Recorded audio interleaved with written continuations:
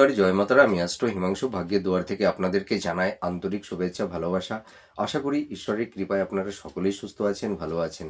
আজ আমি যে রাশিটিকে নিয়ে আলোচনা করতে চলেছি সেটা হচ্ছে কন্যা রাশি। আপনারা যারা কন্যা রাশির জাতক জাতিকারা আছেন 2026 আপনাদের কি ধরনের টাইম অফ কোয়ালিটি আপনারা পেতে চলেছেন।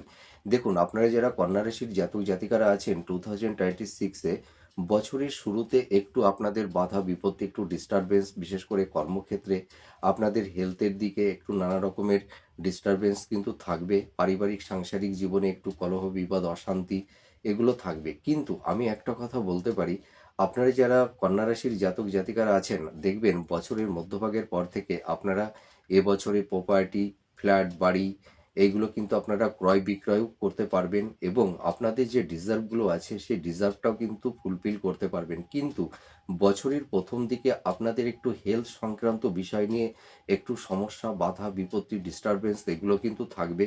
আর আপনারা যারা সাংসারিক জীবনে আছেন, লাভ রিলেশনে আছেন, আপনাদের এবছরের শুরুতে আপনাদের হয়তো স্বামী স্ত্রীর মধ্যে একটা মেন্টাল ডিস্টেন্স, একটা ফিজিক্যাল ডিস্টেন্স, হয়তো সংঘাত, হ্যাঁ, এই ধরনের সিচুয়েশন, পরিবেশ পরিস্থিতি তৈরি হতে পারে।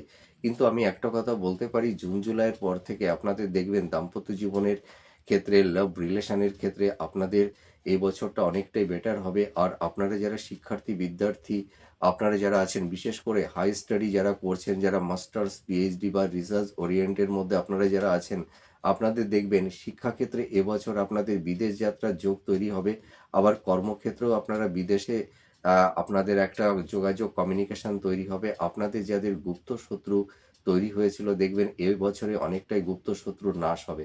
আর আপনারা যারা বিজনেস করছেন দেখবেন আপনাদের কর্ম প্রফেশনের জায়গাটি দেখবেন বছরের মধ্যভাগের অর্থাৎ মোটামুটি মার্চ এপ্রিলের পর থেকে দেখবেন আপনাদের বিজনেসের জায়গা, আপনাদের প্রফেশনের জায়গা অনেকটাই বেটার হবে। আর আপনারা যারা কন্যা রাশির জাতক জাতিকারা আছেন আপনাদের এই সময় দেখবেন কর্মের ব্যাপারে আপনাদের একটা স্থান পরিবর্তন হবে। অর্থাৎ আপনারা যদি জন্মভূমি থেকে দূরবর্তী স্থানে আপনারা কর্ম করতে পারেন দেখবেন এবছরে আপনাদের অনেকটাই প্রোগ্রেস, সফলতা এনে দেবে।